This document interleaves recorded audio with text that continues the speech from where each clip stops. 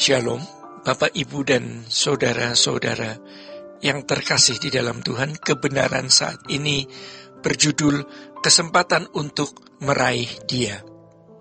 Saudara-saudara, kita melihat dunia ini makin hari makin banyak bahaya dari berbagai aspek hidup.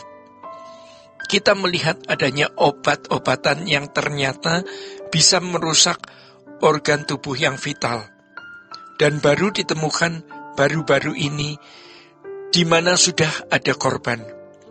Sementara pandemi COVID juga belum tuntas habis dan masih menjadi ancaman.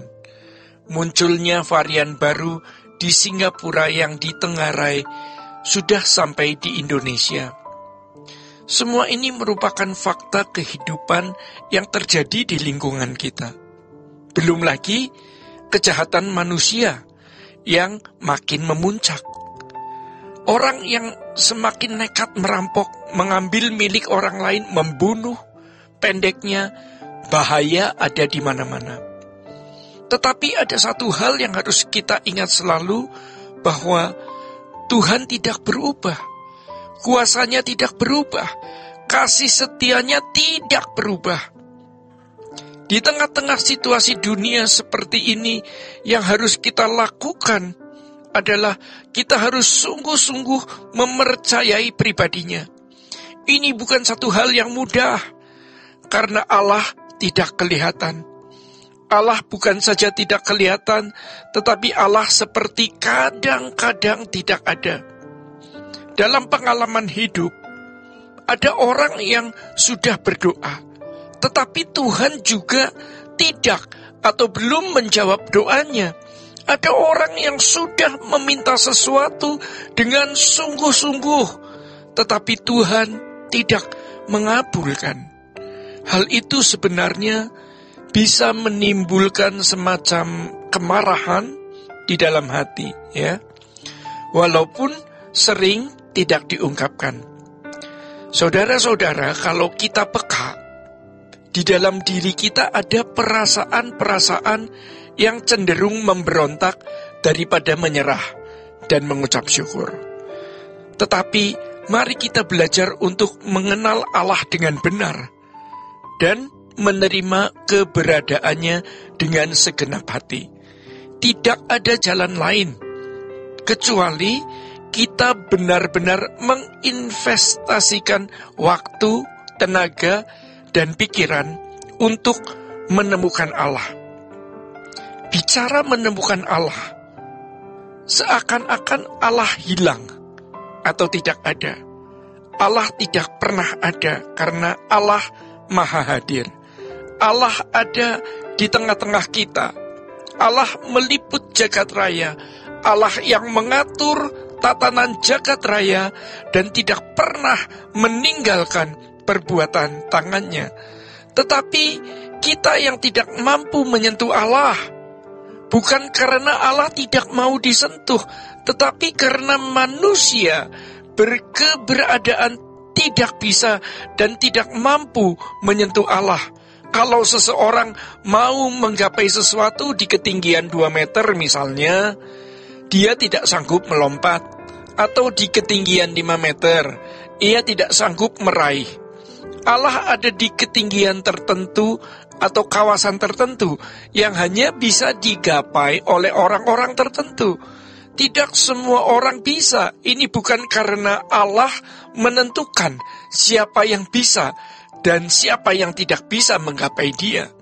Bukan karena Allah telah mendekretkan, mempredestinasikan, menentukan siapa yang bisa meraih Allah dan yang tidak bisa meraih Allah.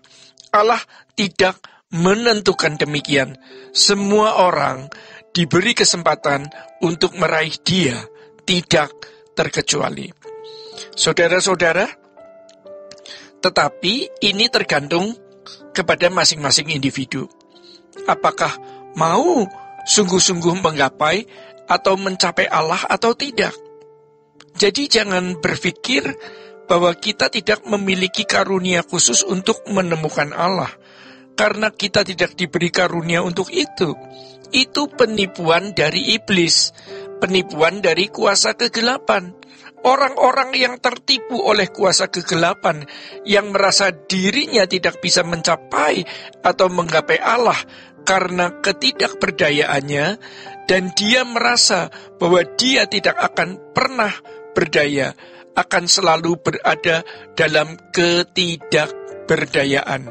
Dan lebih konyol lagi, kalau sampai orang berpikir bahwa hanya orang-orang tertentu yang mampu mencapai Allah, karena Allah yang menentukan. Itu salah, itu keliru.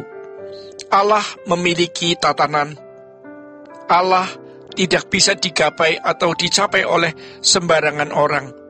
Tatanannya apa? Tatanannya adalah Dia kudus.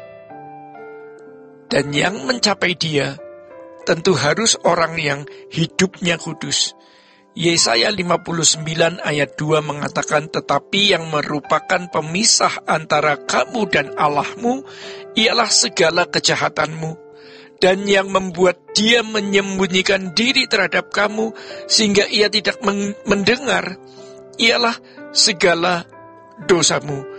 Jadi bukan karena Tuhan tidak punya telinga untuk mendengar, atau karena tangannya terlalu pendek, melainkan karena dosa dan kejahatan yang umat lakukan. Jadi di tengah-tengah kondisi dunia yang banyak bahaya ini, maka kita harus memiliki perlindungan yang teguh dan sempurna. Dan hal itu hanya bisa dimiliki oleh orang-orang yang berjalan dengan Tuhan. Karena itu bukan sesuatu yang tidak bisa dicapai, bukan ditentukan oleh Allah, tetapi ditentukan oleh diri kita sendiri, oleh Bapak, Ibu, dan Saudara, dan saya sendiri. Karena sejatinya Allah membuka diri untuk ditemukan. Seperti yang dikatakan firman Tuhan, tidak pernah aku berkata dengan sembunyi atau di tempat bumi yang gelap. Tidak pernah aku menyuruh keturunan Yakub untuk mencari aku dengan sia-sia. Aku, Tuhan, selalu berkata benar, selalu memberitakan apa yang lurus. Jadi, untuk menyelesaikan semua masalah hidup, hanya ada satu jalan, yaitu kesucian. Dan itu tentu harus dilatih setiap hari. Mulai dari perkara-perkara kecil, ya. Hal ini selalu harus kita perhatikan agar kita bisa diselamatkan. Bapak, Ibu, dan saudara-saudara yang terkasih di dalam Tuhan, demikian kebenaran pada saat ini. Tuhan Yesus memberkati. Sola Gracia.